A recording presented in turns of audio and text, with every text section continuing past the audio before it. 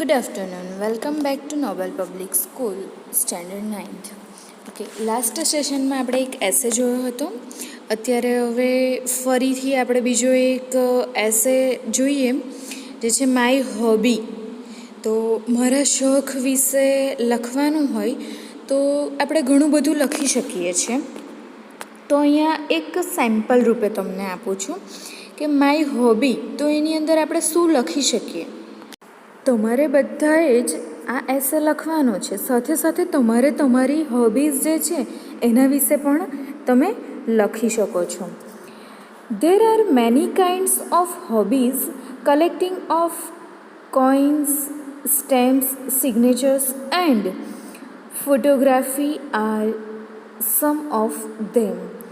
અહીંયા આપણને એવું કહ્યું છે કે હોબીઝના બહુ બધા પ્રકાર હોય છે. ઘણા બધાની અલગ અલગ શોખ હોય છે.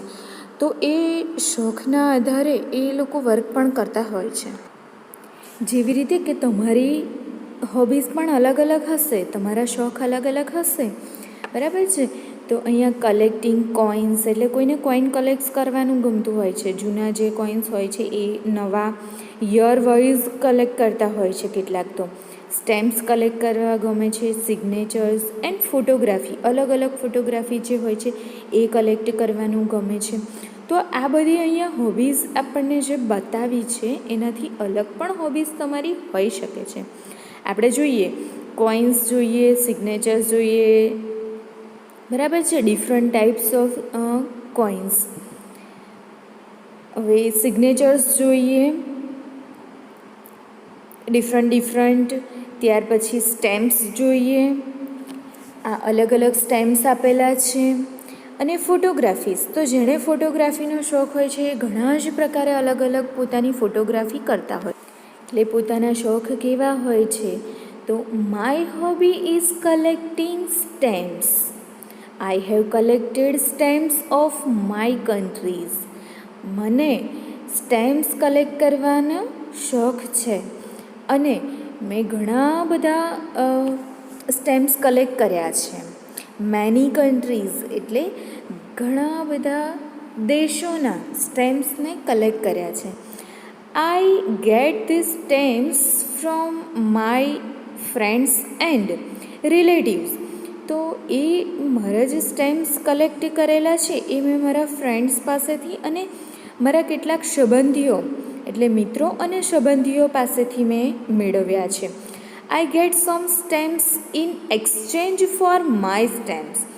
અને કેટલાક સ્ટેમ્પ્સ મારે એવા મેળવવા પડ્યા છે કે જેને મારે મારા સ્ટેમ્પ સાથે એક્સચેન્જ કર્યા છે, એટલે કે એકબીજા સાથે બદલી લીધા છે.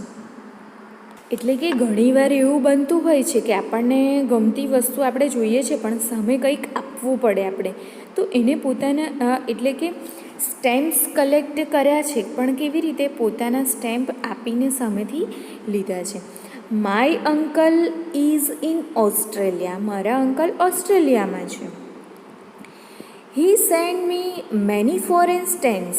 એ મને ઘણા બધા ફોરેન સ્ટેમ્પ્સ મોકલાવે છે.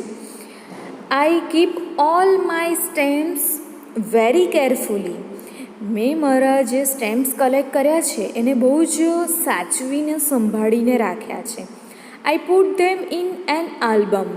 મેં એને બધા જ સ્ટેમ્પ્સને આલ્બમમાં મૂકું છું. I have 2 albums. મારી પાસે 2 આલ્બમ છે. જેવી રીતે આપણે આપણા ફોટોગ્રાફ્સને આલ્બમમાં સાચવીએ છીએ એવી જ રીતે અહીંયા સ્ટેમ્પ્સને પણ આલ્બમમાં સાચવ્યા છે. એટલે મેં 2 આલ્બમ બનાવ્યા છે સ્ટેમ્પ્સ માટેના. 1 ફોર ઇન્ડિયન સ્ટેમ્પ્સ, એક ઇન્ડિયાના સ્ટેમ્પ્સ ભેગા કર્યા છે.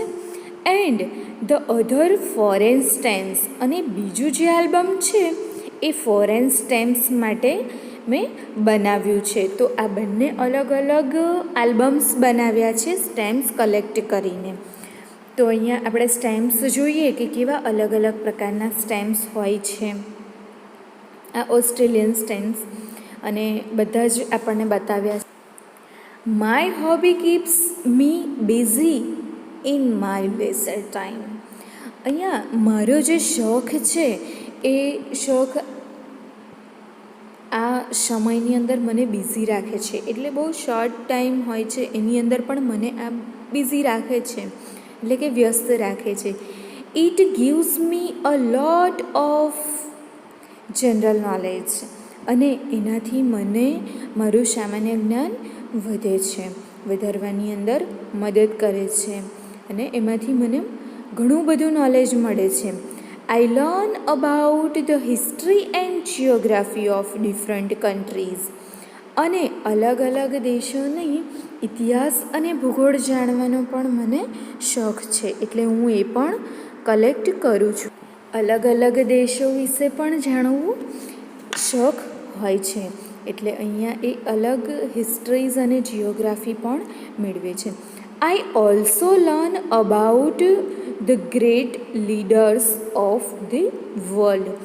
અને ઘણા બધા લીડર્સ એટલે ગ્રેટ લીડર્સ જે છે, નેતાઓ જે છે, તો એમના વિશે પણ હું અભ્યાસ કરું છું. આઈ ઓલ્સો ગેટ ઇન્ફોર્મેશન, અને હું વધારે માહિતી મેળવું છું about different birds, animals and flowers.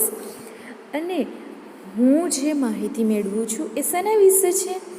Birds, animals and flowers. તો બર્ડ્સ, એનિમલ્સ અને ફ્લાવર્સ તો એ નોર્મલી આપણે જે જાણીએ છીએ એ તો છે જ, કે જેને આપણે જાણીએ છીએ, પરંતુ કેટલાક બર્ડ્સ એવા છે ડિફરન્ટ ટાઈપ્સ, તો એના વિશે પણ ઇન્ફોર્મેશન કલેક્ટ કરું છું. એવી જ રીતે એનિમલ્સ અલગ અલગ હોય છે, ફ્લાવર્સ પણ અલગ અલગ હોય છે. તો જોઈએ, દરેક નેતાઓ વિશે આપણે વધારે નથી જાણતા હોતા, તો એ જાણવાનો પ્રયત્ન કરે છે.